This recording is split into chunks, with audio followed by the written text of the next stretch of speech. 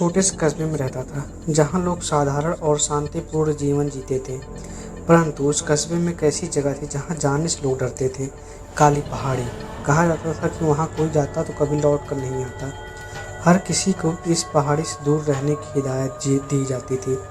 लेकिन सुमित को इस तरह की कहानियों पर यकीन नहीं था। वह एक बहादुर युवक था और अंधविश्वास में विश्वास नहीं करता था। हेलो दोस्तों, मेरा नाम विक्की और आप देख रहे हैं आपकी स्टोरी। दोस्तों, चैनल सब्सक्राइब कर दीजिए, वीडियो लाइक कर दीजिए, ज़्यादा से कमेंट कर दीजिए ताकि आपको ऐसी कहानियाँ भी पढ़ने को मिलती रहे।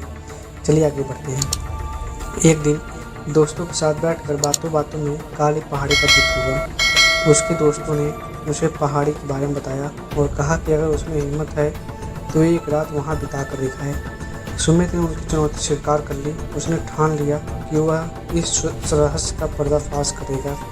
अगली रात सुमित ने एक टॉर्च और कुछ खाने पीने का सामान लेकर काली पहाड़ी की ओर रुख किया। रात घिर चुकी थी और चारों ओर सन्नाटा था। आसमान में बहुत बादल छाए हुए थे और हल्की हल्की ठंडी हवा चल रही थी। जब सुमित पहाड़ी की तलहटी पर पहुंचा तो उसके कदम धीरे धीरे भारी होने लगे, लेकिन उसने अपने डर को नज़रअंदाज किया और ऊपर की ओर चल पड़ा। पहाड़ी पर चढ़ते चढ़ते सुमित को अजीब सी आवाज़ सुनाई देने लगी।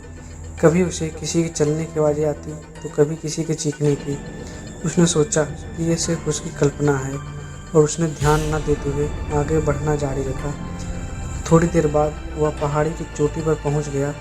वहाँ एक पुराना टूटा फूटा मंदिर था जो अब वीरान था। सुमित ने सोचा कि यही जगह है उसके ठहरने के लिए सबसे अच्छी होगी। उसने मंदिर के पास अपना सामान रखा और आराम से बैठ गया।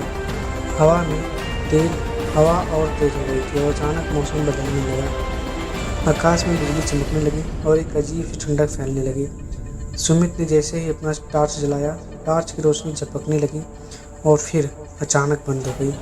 अंधेरा घना हो गया था। फिर अचानक चारों ओर से अजीब आवाज़ें आने लगी। ऐसा लगा जैसे कोई उनके पास खड़ा हो रहा, पर वह उसे देख नहीं पा रहा था। सुमित का दिल जोर जोर से धड़कने लगा, लेकिन उसने खुद को संभाला।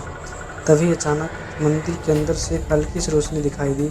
सुमित चौंक गया क्योंकि मंदिर वीरान था और वहाँ कोई नहीं रहता था। उसकी उत्सुकता बढ़ी और वह मंदिर के अंदर जाने का फैसला किया। जैसे ही वह मंदिर के अंदर गया, उसकी आंखें चौंधिया गई। उसे एक परछाई दिखाई दी जो धीरे धीरे उसके पास आ रही थी। वह परछाई किसी औरत की थी जो सफ़ेद साड़ी पहनी हुई थी। उसके लंबे बाल उसके चेहरे को ढक रहे थे और फिर पैर जमीन से ऊपर हवा में थे। सुमित की सांसें थम गई। उसे समझ में नहीं आया कि यह असली है या कोई भ्रम। उसकी रीढ़ की हड्डी में ठंडक दौड़ गई। वह पीछे हटने लगा, लेकिन उसके पैर जमीन में जैसे जम गए थे और उसकी परछाई धीरे धीरे और नजदीक आती गई। तभी अचानक उसने अपने बाल पीछे हटाए और उसका चेहरा दिखाई दिया। सुमित के होश उड़ गए। उसका चेहरा विकृत और डरावना था, जैसे किसी ने उसे आग में झोंक दिया हो। उसकी आंखें लाल और चमकदार थी और वह सुमित की ओर बढ़ रही थी। सुमित ने डर के मारे भागने की कोशिश की, लेकिन उसकी टांगें कांपने लगी। उसने मुड़कर भागने की कोशिश की, पर जैसे ही वह मंदिर के दरवाजे तक पहुंचा, दरवाज़ा अपने आप बंद हो गया। अब वह फंस चुका था और उसकी आवाज़ में एक अजीब सी घबराहट थी, जैसे वह कुछ कहना चाह रही है। सुमित ने उसकी ओर देखा और वह धीरे धीरे उसकी ओर बढ़ रही थी। सुमित ने चीखने की कोशिश की, लेकिन उसकी आवाज़ गले में अटक गई। उसकी धड़कन इतनी तेज हो गई कि उसे लगा कि उसका दिल फट जाएगा। औरत ने अपना हाथ उसकी ओर बढ़ाया और सुमित ने खुद को बचाने के लिए पीछे हटने की कोशिश की। तभी अचानक एक जोरदार धमाका हुआ और सुमित बेहोश हो गया।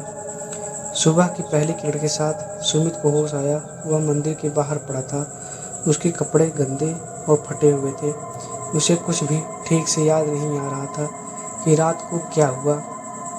उसने तेजी से खुद को संभाला और भागते हुए पहाड़ी से नीचे उतर गया। जब वह गांव पहुंचा तो उसके दोस्तों ने उसे देखकर आश्चर्य व्यक्त किया। उन्होंने बताया कि कई सालों से कोई भी जो काली पहाड़ी पर रात बिताने गया, वह वापस नहीं लौटा। सुमित ने जो देखा और महसूस किया था, उसने उसे पूरी तरह से बदल दिया था। अब वह पहले जैसा निडर और साहसी युवक नहीं रहा। उसने उस रात के बारे में कभी किसी को कुछ नहीं बताया, लेकिन उसने अपने दिल में ठान लिया कि अब कभी वह उस जगह के बारे में कुछ नहीं सुनेगा और ना ही कभी वहाँ जाएगा। कहते हैं उस पहाड़ी पर आज भी अजीब घटनाएं होती हैं और जो भी वहाँ रात बिताने की हिम्मत करता है उसे किसी अज्ञात शक्ति का सामना करना पड़ता है। दोस्तों, कमेंट करके बता दीजिए कि कहानी कैसी लग रही है, और ऐसी ही कहानी मज़ेदार कहानी पढ़ने के लिए और सुनने के लिए हमारे चैनल को सब्सक्राइब कर दीजिए। प्लीज़ दोस्तों, एक प्यारा सा लाइक, एक प्यारा सा कमेंट कर दीजिए ताकि हम भी आगे बढ़ सकें। और कहानी कैसी लग रही है ये अभी बता दीजिए। चलिए मिलते हैं नेक्स्ट वीडियो में।